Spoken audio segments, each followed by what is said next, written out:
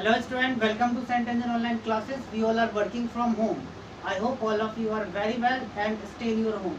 Student, in last video we had solved some numerical based on kinetic energy and potential energy. Today we will discuss about the conservation of energy. So let's start. Conservation of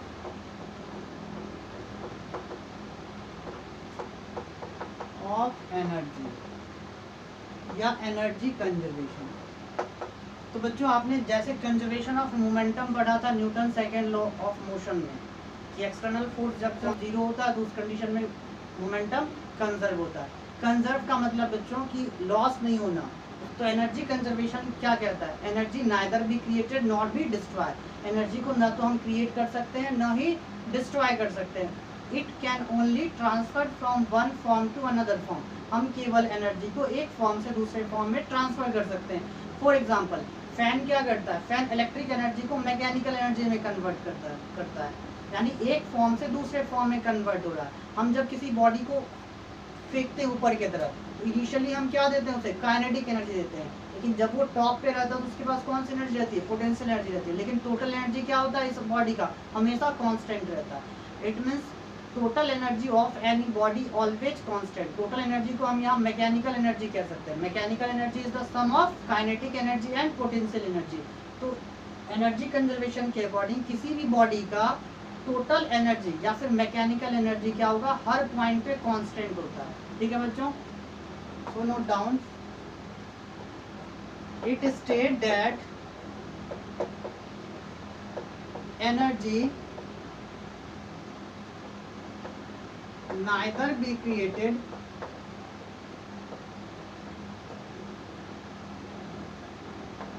nor be destroyed,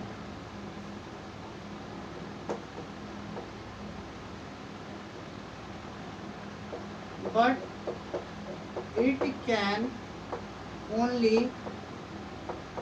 convert or transform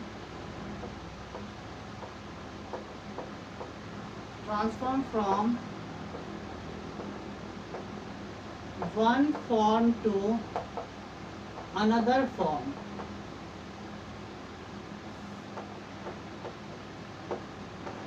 It means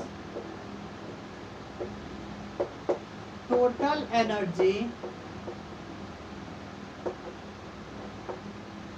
that is mechanical energy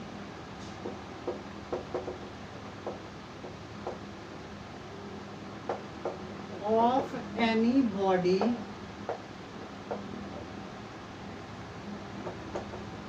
is always constant at each point.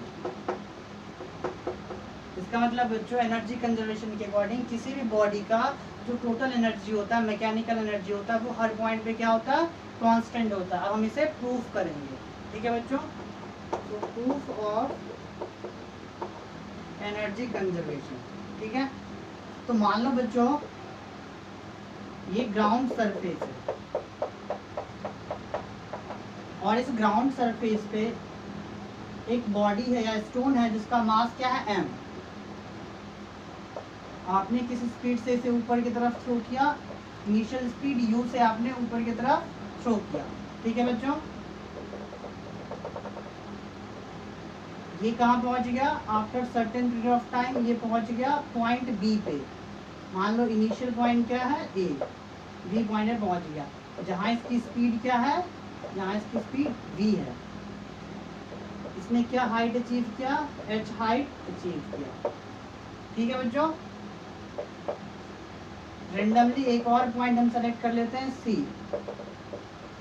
जो A और B के बीच में हो, कहीं भी हो सकता है ये पॉइंट। और A से x डिस्टेंस अपवर्ड है। ठीक है, इस पॉइंट पे इस बॉडी की स्पीड मान लेते हैं बच्चों v1। नाउ हम क्या करेंगे? ए पॉइंट पे टोटल एनर्जी कैलकुलेट करेंगे, बी पॉइंट पे टोटल एनर्जी कैलकुलेट करेंगे और सी पॉइंट पे टोटल एनर्जी कैलकुलेट करेंगे। और हम देखेंगे क्या टोटल एनर्जी ए पॉइंट, बी पॉइंट और सी पॉइंट पे सेम है। अगर सेम हो जाता है इसका मतलब एनर्जी कंजर्वेशन सही है, और अगर सेम नहीं होता तो इसका मतलब एनर्जी कंजर्वेशन फैक्ट नहीं है। So let's start. Let us consider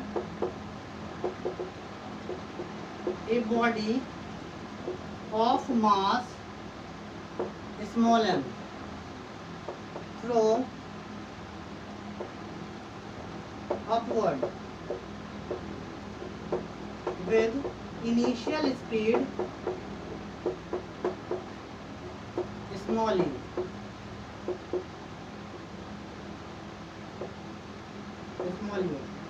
as shown in figure.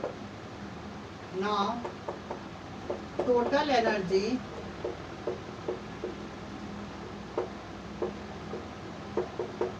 at point, सबसे पहले हम क्या करते हैं ए पे कैलकुलेट कर लेते हैं। At point A equal to kinetic energy at point A plus potential energy at point A. ठीक है बच्चों, तो टोटल एनर्जी जो होगा at point A equal to kinetic energy. Kinetic energy क्या होता है बच्चों, हाफ एम वी स्क्वायर।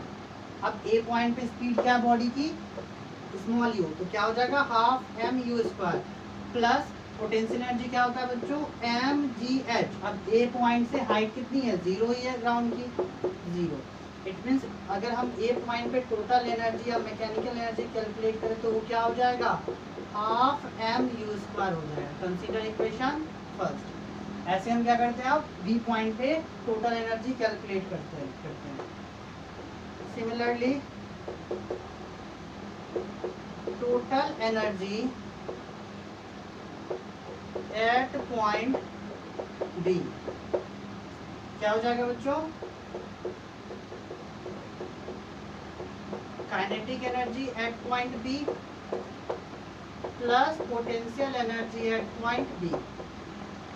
ठीक है बच्चों, काइनेटिक एनर्जी। अब बी पॉइंट पे स्पीड कितनी है बॉडी की, मैंने बी कंसीडर किया है, तो क्या हो जाएगा half M we square plus potential energy क्या हो जाएगा बच्चों बी पॉइंट पे, तो एम जी एच, हाइट क्या है एच, तो ये हो जाएगा M ji H. This is the total energy at point B. Consider equation second. Now student, इस बॉडी की इनिशियल स्पीड क्या है u, और बी पॉइंट पे स्पीड क्या है v, और हाइट क्या है, डिस्टेंस क्या है यहाँ से यहाँ का, तो h है। हम यूज करें equation of motion. So according to equation of motion क्या होता है बच्चों, v square equal to u square minus 2gh। जब हम अपवर्ड थ्रो करते हैं किसी बॉडी को, तो यहाँ से v स्क्वायर इक्वल टू क्या हो जाएगा बच्चों, यू स्क्वायर माइनस 2gh। अगर हम माइनस 2gh को इधर ले आए तो क्या हो जाएगा, 2gh equal to u square minus v square. Finally h equal to क्या हो जाएगा बच्चों, u square minus v square by 2g। Put the value of h in equation 2। So from equation 2 second equation से क्या हो जाएगा बच्चों, total energy at point B equal to half M we square plus m ji, h की जगह क्या use कर ले बच्चों, u square minus v square by 2g। G से G cancel. Total energy at point B equal to half M we square plus M U square by 2 minus M we square by 2। M we square by 2 से M we square by 2 cancel. It means total energy body का B point पे क्या हो गया बच्चों, half M U square. Consider equation 3। यानी A पे जो टोटल एनर्जी था बॉडी का हाफ एम यू स्क्वायर, वही बी पे भी टोटल एनर्जी आया हाफ एम यू स्क्वायर। अब हम किसी रैंडम पॉइंट सी पे भी टोटल एनर्जी कैलकुलेट करके चेक कर लेते हैं। Now total energy at point C क्या हो जाएगा बच्चों, total energy at point C equal to kinetic energy at point C plus potential energy at point C. तो total energy at point C equal to kinetic energy क्या हो जाएगा बच्चों, half M. अब सी पॉइंट पे speed क्या माना है मैंने, v1, तो क्या हो जाएगा half m v1 square plus potential energy क्या होता है mg, h क्या है बच्चों सी पॉइंट का ए से, तो x mg x। Consider equation 4। फिर से हम बच्चों फाइनल स्पीड क्या है v1, इनिशियल स्पीड u और डिस्टेंस क्या है x। तो इक्वेशन ऑफ मोशन यूज कर ले हम, second equation of motion. So according to equation of motion under gravity क्या हो जाएगा बच्चों, v1 square equal to u square minus 2gx होगा ना बच्चों, क्योंकि क्या होता है v square equal to u square minus 2gh होता है ना। यहाँ फाइनल स्पीड क्या है v1 सी पॉइंट पे, इनिशियल स्पीड क्या है u और हाइट क्या है बच्चों, तो x है। तो v1 square equal to u square minus 2gx, अगर माइनस 2gx इधर आ गया तो क्या हो जाएगा बच्चों, plus 2gx equal to u square minus v1 square. यहाँ से हम x कैलकुलेट करें तो क्या हो जाएगा बच्चों, u square minus v1 square by 2g।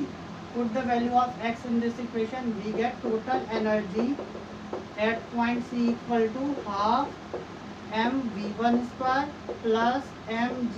x के जगह क्या यूज कर लेंगे बच्चों, u square minus v1 square by 2g, g से g cancel. By solving total energy at point c equal to half m v1 square minus plus m u square by g minus m v1 square by g, m v1 square by 2g, m v1 square by 2g, m v1 square by g तो cancel हो गया ना।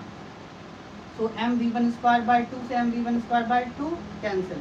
तो total energy at point C क्या हो जाएगा बच्चों, ये हो जाएगा half m u square. Consider equation 5। So it is clear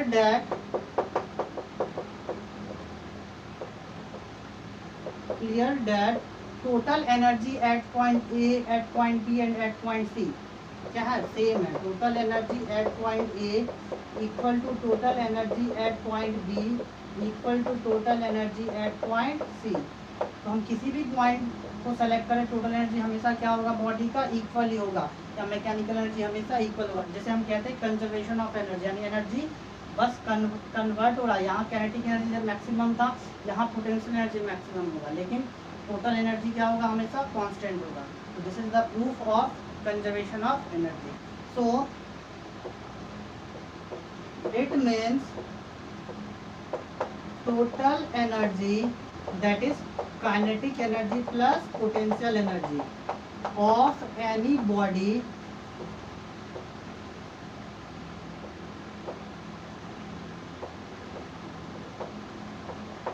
is constant or same at each point. This is the statement of conservation of energy. So please pause the video and note in your notes.